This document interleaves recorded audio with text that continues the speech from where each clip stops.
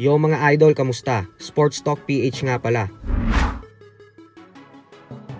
Ang banta ni Crawford, pag-usapan natin yan mga idol. Ngunit bago ang lahat ay huwag kakalimutang mag-subscribe at i-click ang notification bell button for more sports talk. So naglabas nga po ng update ang Kameda Promotions patungkol sa kanilang nilulutong event bago magtapos ang taon na ito. At ayon nga po sa kanila ay makikita nating lumaban sa loob ng iisang event ang ating dalawang pambato na sila former 3 Division World Champion angas ng Pinas General Casimero at undefeated prospect Kenneth Lover. Bukod dyan ay lalaban din umano ang former 2 Division World Champion Luis Neri. Kaya naman isang bigating event talaga ang gagawin ng Kameda Promotions.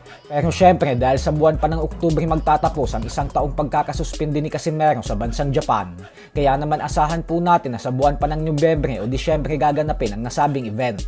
Bukod dyan ay posibleng isang setup din ng event na ito, kung saan kapag parehong naging matagumpay si Casimero at Luis Neri sa kani-kanilang mga laban, ay sila na ang sunod na magtutuos, lalo pat matagal nang may alitan na namamagitan sa isa't isa. Kaya mahalaga po talaga na maipanalo ni Cuadro Alas lahat ng laban na ibibigay sa kanya ng bago niyang promoter. Samantala, nagbigay naman nga po ng update ang Golden Boy promoter Oscar De La Hoya patungkol sa kanyang mga fighters na sila Virgil Ortiz at Ryan Garcia. Ayon kay De La Hoya ay kasalukuyan umanong nagpapagaling si Ortiz sa natamo nitong injury, kaya naman sa buwan pa daw ng October ang susunod na magiging laban nito. Habang patungkol naman kay Garcia na sinabing kakalas na siya sa Golden Boy Promotions nang dahil sa kinontra umano ni De La Hoya, ang rematch sa pagitan ni Garcia at Romero, ay depensa naman nga po ni De La Hoya na ang dahilan umano kung bakit hinarang niya ang rematch ay dahil napakapangit umano ng naging sagupaan ng dalawa sa unang pagtutuos nito. Kaya hindi naman daw magiging interesado ang mga fight fans kung maglaban ulit sila. Paliwanag ni De La Hoya na madami pa daw na mas malalaking laban na pwede silang ibigay kay Garcia kaysa sa rematch kontra kay Romero, katulad na lang umano ng Teofimo Lopez fight.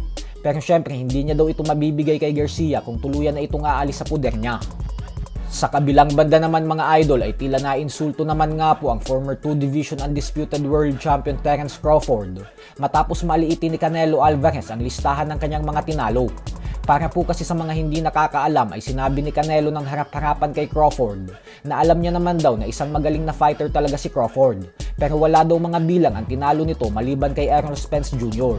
Bagay naman na hindi ikinatuwa ni Crawford, kaya naman nagbanta po ito na siya daw ang tatapos sa career ng Mexican superstar. Sa oras umano na talunin niya si Canelo, ay sigurado daw na lulubog na ang pangalan nito katulad sa lahat ng tinalo niya sa nakaraan. Kaya abangan daw nating lahat ang gagawin niyang pagwasa kay Canelo sa susunod na buwan. So hanggang dito na lang po muna tayo mga idol. Sports Talk PH, kakaiba ang laban ng mga Pinoy, lakas at dedikasyon ng aros ng tinuon, kamaong nagbabaga ang sayo ay babaon, mga Pinoy na ating pambato.